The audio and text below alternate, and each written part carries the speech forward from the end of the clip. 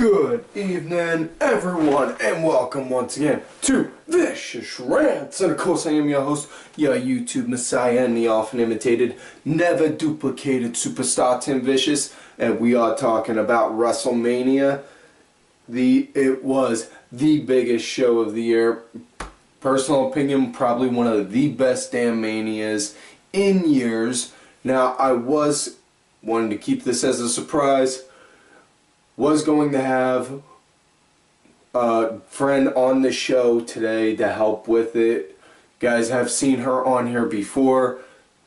Vicky Earls. Unfortunately, due to personal reasons, she was unable to come on today to get here to the Vicious Studios. She did send her condolences in regards to that. So, guys, like I always tell y'all, make sure y'all look for her on Twitter, Vicky Earls. Also, make sure you listen to her podcast, The Celtic Commodity. Now, enough with putting my friends over. Let's get into the business and start talking shop about what WrestleMania started. Now, before I get into the main show, I want to talk about the pre-show matches. It was tag match. Cesaro Kid putting the tag titles on the line against New Day and the Matadors in a triple threat tag match. And oh dear God, did anyone else watch this match and just think, why the fuck is this not on the main show? Seriously? I mean, I understand. Okay, it's on Mania nonetheless, which is, hey, don't get me wrong. If you're on the Mania card, whether, pre-show or actual show, dude, you made a spot on it. That's something. But, damn. This was a 5-star match. Through and through. I mean, dude, I give crap about Torito with the Matadors all the time. But the fact that you had Natty putting Torito in the sharpshooter was probably one of the best things that I've ever seen that Bull do, short from the WLC match. And Tyson Kidd and Cesaro, they really are showing that they are a strong and dominant tag team. They even did that the following night on Raw when they were doing an 8-man tag match with them two in the Ascension versus New Day and the Lucha Dragons who debuted. And they even wound up giving a little bit of a tease on Raw, saying that with Cesaro butting heads with Connor, so hopefully down the road we're going to see a tag match between them two for the titles. Fingers crossed. Now, next match on the pre-show, talking about the Andre the Giant Memorial Battle Royal. It's a long-ass name. And it's always hard to call Battle Royals, because it's hard, because so many guys in there at once, it's hard to keep track on just particular names. One specifically noticed, Bo was there. That was really cool. Glad to see they got Bo back. Hideo Itami was on there. So, oh my God, that was so good to see. I put everything short from my son's name down on Hideo winning. I'll get to that on who won and lost on that in the end.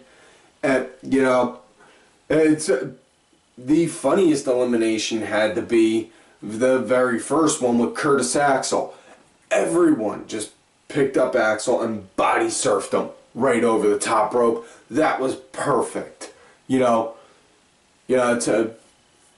was a good way to help try and just be like, Axelmania, huh? Pfft, bitch, please. Other than that though, it went pretty good, and I loved when they had Hideo doing the stare down with the Big Show, just like, shit. And Hideo just had that look on him like, fuck, I'm gonna die. And then just started swinging at him anyway. And granted, I felt all kinds of horrible when him and Bo got eliminated.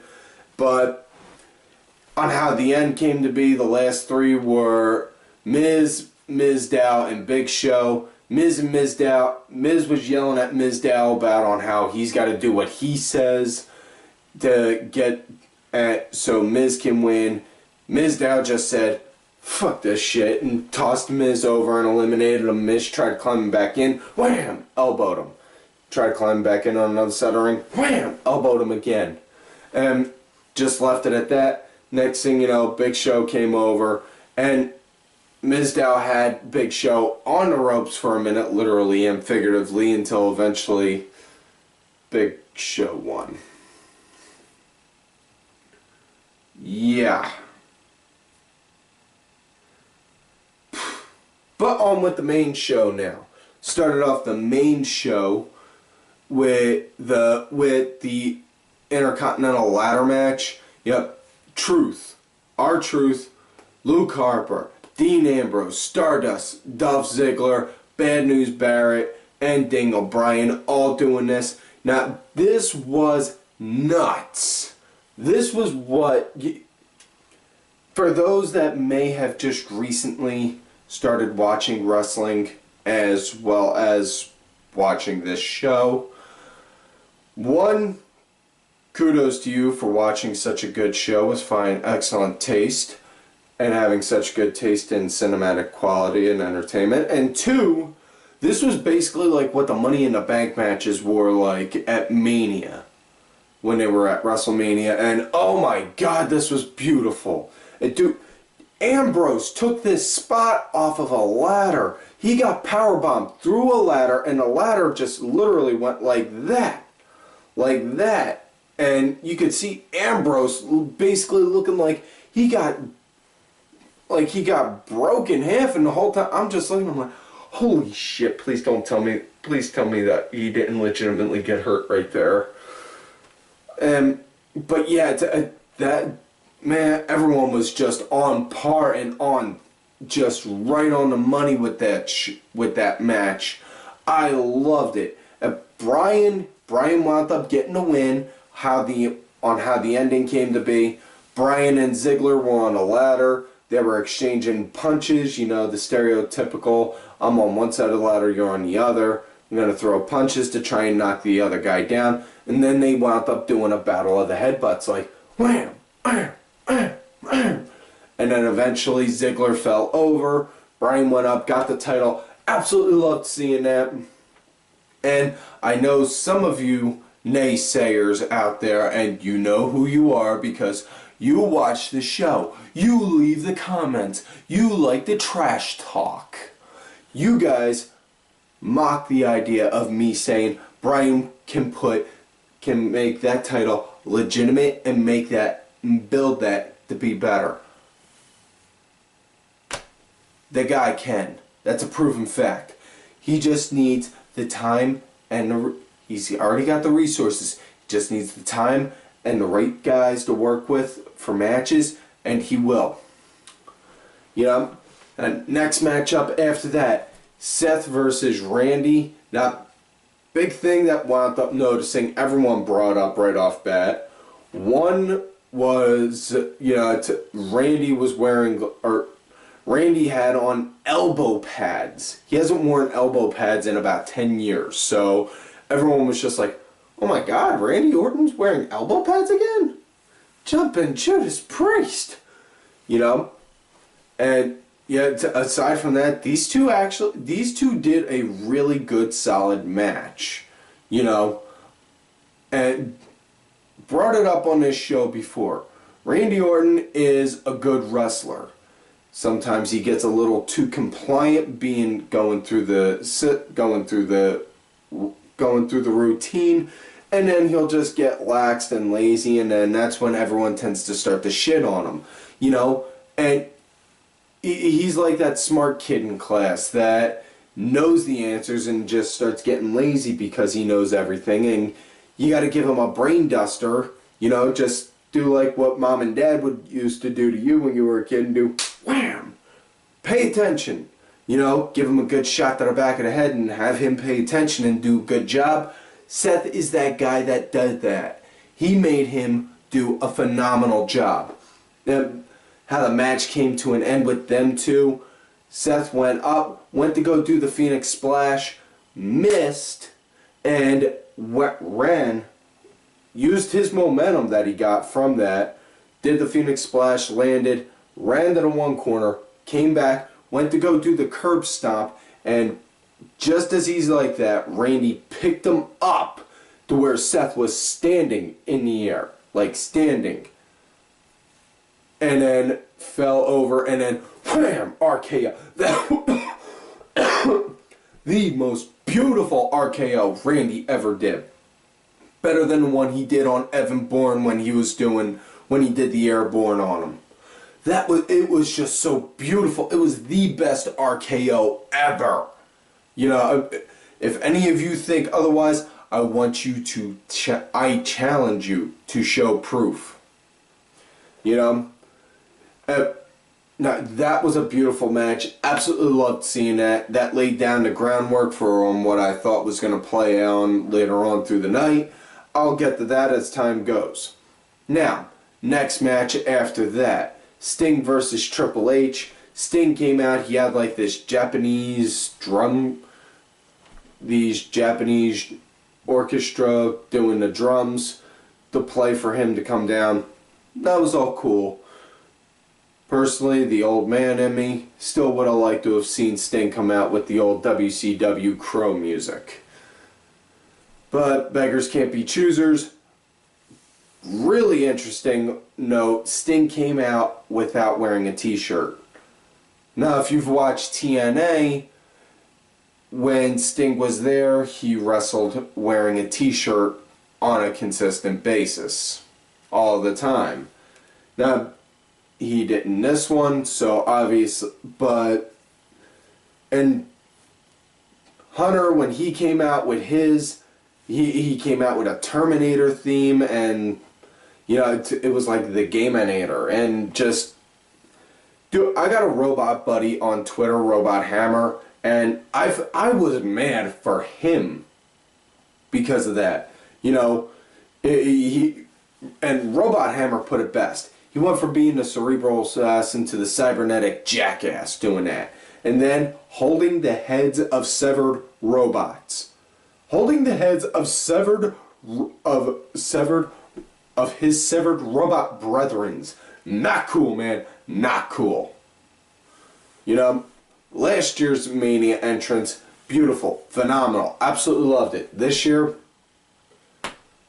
dude, why'd you have to do Terminator, really? But moving on with the match, it really did surprise me because haven't seen Sting wrestle in some time, not since he left TNA, and seeing this, I was really surprised and impressed on how well Sting worked the ring, you know? I mean, it's, for a guy that's 55, he was still moving pretty good, you know? And let's face facts, you call a duck and a spade a spade. Wrestling is a young man's sport, you know? You know, if that wasn't the case, you'd be seeing 60 and 70-year-old guys on TV wrestling on a consistent basis.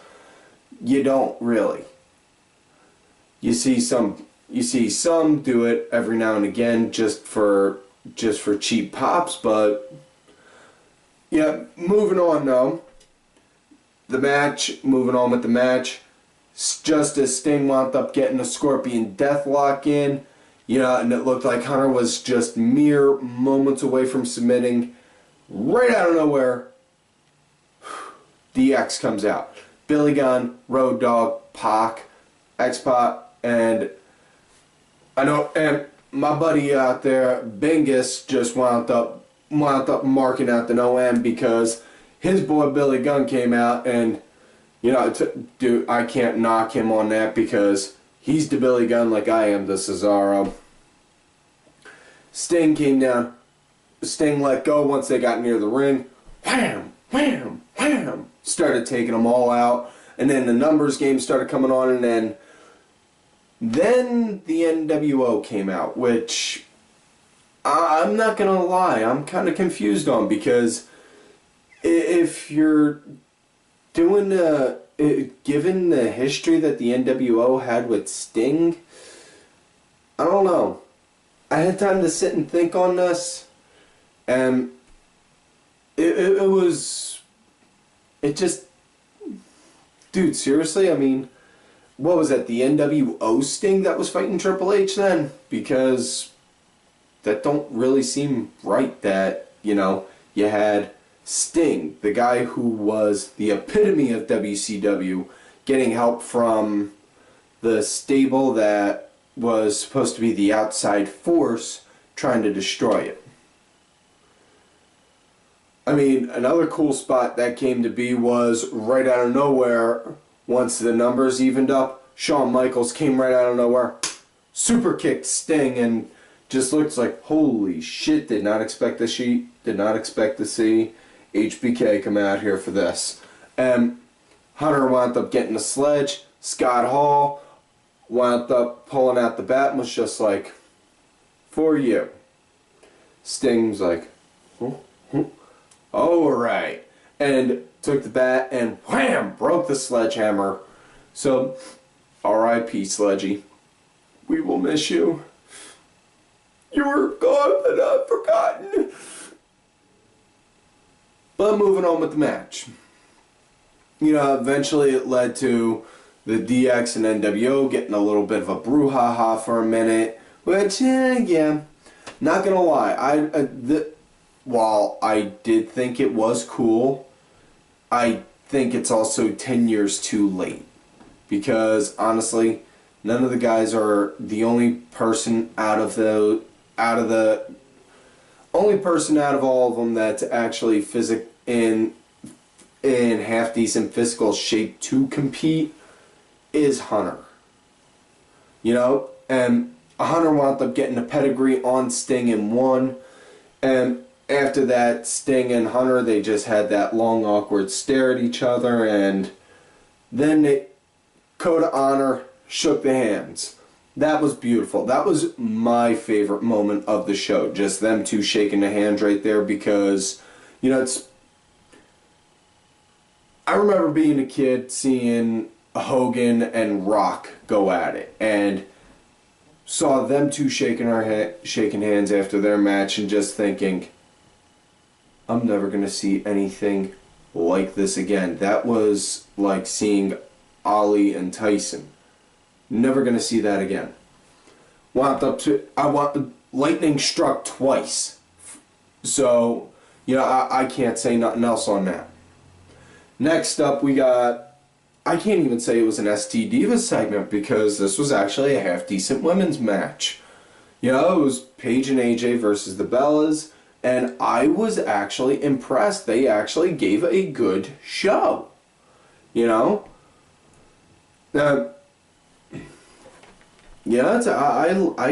I rather enjoyed it.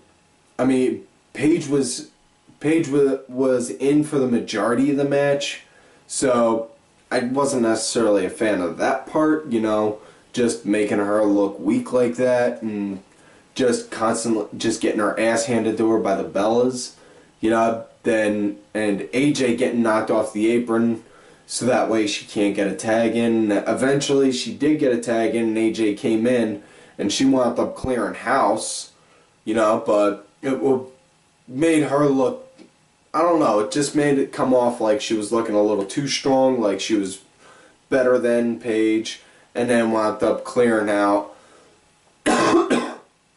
How the match came to an end, Paige wound up throwing the one Bella, I don't remember which one, into the stairs. AJ got the other one in the Black Widow, and she tapped out, so they won. Yeah. I mean, it was what it was. It was a woman's match, but it was a half-decent one. I'm not saying it falls under that category of the whole give divas a chance shit, but excuse me. It was pretty good. Next up, U.S. title match, Rusev versus Cena. You want to talk about freaking entrances? I don't care what anyone says. Rusev had the best of everyone, because, and you know why? The motherfucker rode in on a tank. A tank! yank. So you know what? I don't care what anyone says. You just gotta look. He just had to be thinking, this is so fucking awesome. Just because of that. And then next thing you know, cute led to his aggressive flag waving, and then my future ex-wife, Lana. Don't judge, a guy can dream. And then came out Cena, and the little intro for his was a pro-American one, and damn, that one made me really proud to be a Yank. I really like that. You know, but Cena came out, and this was and it almost felt blessed. I almost forgot that it was blasphemy to actually cheer for Cena in this match while I was watching this match, because I was. And don't get me wrong, folks, that doesn't mean I'm bowing to the altar of I'm bowing to the altar of Cena now, because trust me, I am far from it. I am still Paul Heyman through and through. But yeah, that was actually, I really enjoyed this match, you know? I enjoyed this match. I thought it was good. You know?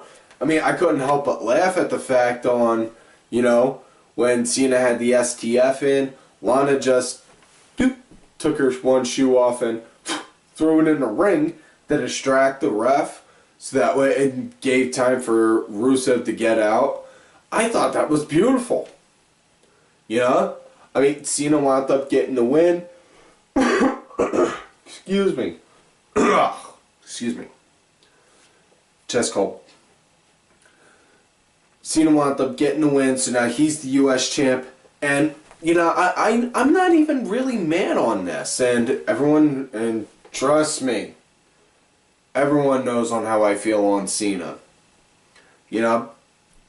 But I'm thinking of it like this. Again, it goes back to the whole title building thing.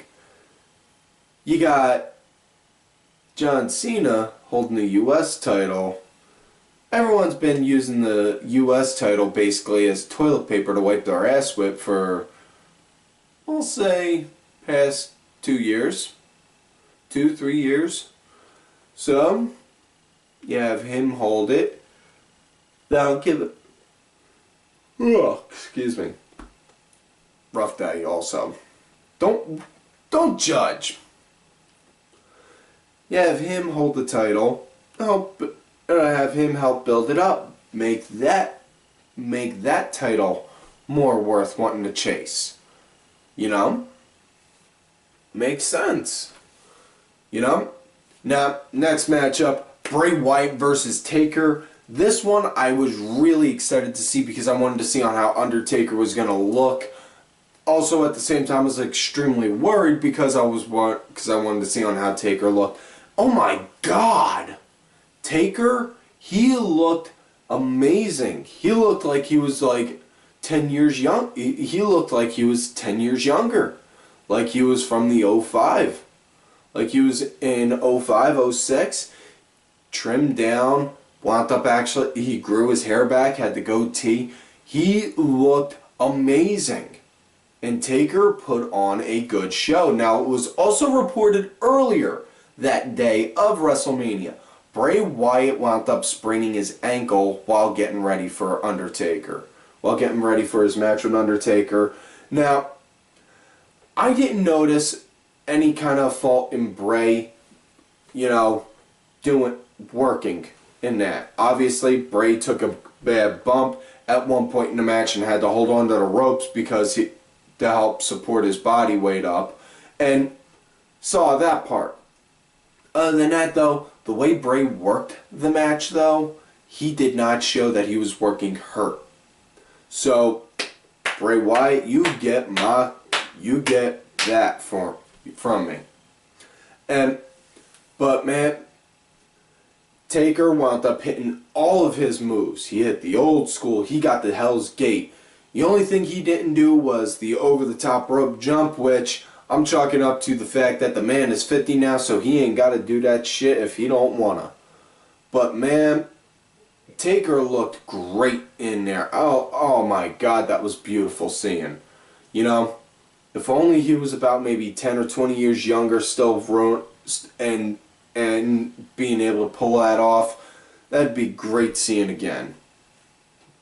Yeah, but match came to an end. Taker wound up having to hit 2 tombstones on Bray Wyatt to get the win. And you knew Taker was back the second the eyes rolled back and he wound up doing the Tunga. Just like that when he did it. And yeah. Next up, main event of the night, ladies and gentlemen. Roman Reigns versus the Beast Incarnate, Brock Lesnar. Now, do want to note, Roman, man, he had a fight just to get to the ring to go and fight because they had to bump up security. Yeah, you could see too, he was literally shoving people out of his way so that way he could get to the ring. You know, and then once it rang, oh my God, Brock went to town on him. Brock just beat him like a baby, you know, and just threw out suplex, suplex, suplex, suplex, suplex, suplex, suplex, suplex, suplex. He threw out 10 suplexes on him. He wound up even, and it is now now a very well popular coined phrase, Suplex City, bitch. And Brock just did that, and he went to town on him. You know, Roman, he got some offense in. You know, he wound up busting Brock open in a few different spots. You know, I chalk that up to that vest that he was wearing. They really need to make Roman ditch wearing the SWAT gear. Shield's done, Shield's over with.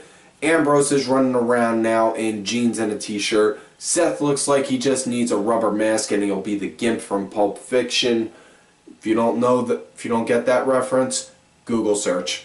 And Roman, it looks like he's like holding on to that one thing that was really cool like 4 or 5 years ago. Like, oh, it'll come back, it'll come back. Dude, drop the SWAT gear. Come on. You can do it. But, you know, to Roman, he wound up hitting a spear. He wound up hitting actually 2 spears on Brock.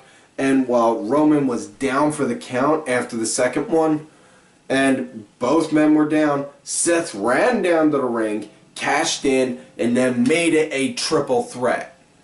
In which case, that was beautiful because Seth curb stomped Roman. Roman rolled out the ring. Curb stomped Brock, didn't get nowhere. Went to go do it again. Brock had him up for an F5. And Roman speared Brock. Next thing you know, Seth curb stomp again. And then goes and then pins Roman. Not Brock, but Roman. And gets the 1, 2, 3. So Seth wins.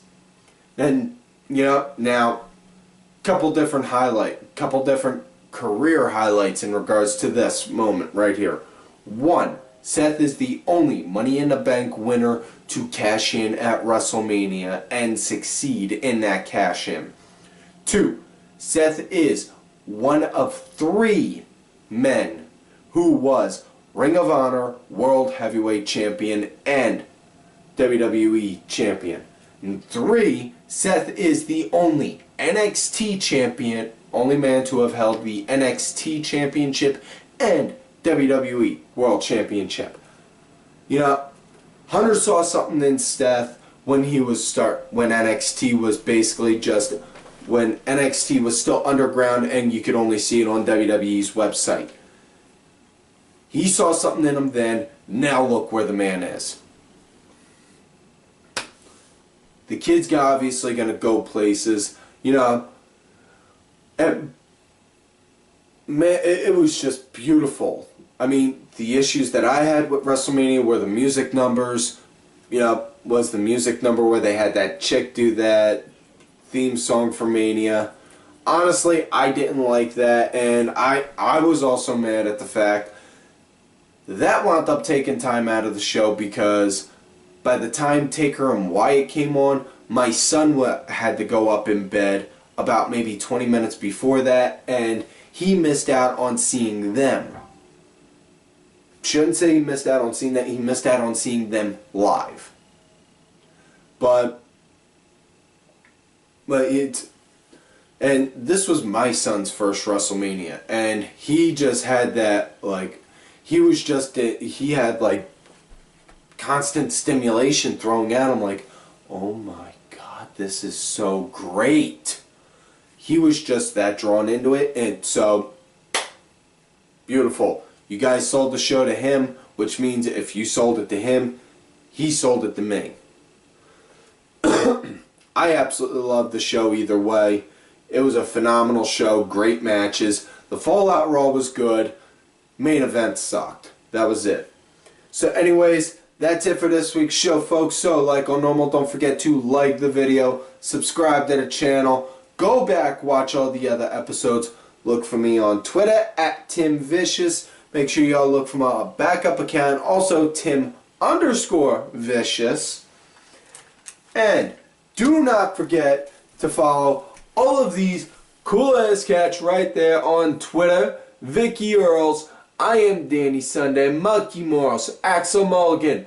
Folks, Axel Mulligan is coming back with the SmackDown breakdown, so stay tuned for that. The Sunday Segue, which, by the way, I was a guest on this week's Sunday Segue, so make sure y'all check them out. Sinfully Sabrina, Cranky Grandpa, Legion Lady Aaron, Oliver Ben, and Just a Stupid Mark. Ollie, Mark, I have been honoring the ceasefire. I have not said one belligerent or insultive thing. When I was on the Sunday Segue, Kenny did wind up asking me on my opinion. What I said was just strictly an opinion. It was not an intentional insult. As well as my client, who, as I have said and will continue to, is the true Raw General Manager, Bronx Bitch Forever. And folks, like I always tell y'all, you love me, great, you hate me. Fuck yous.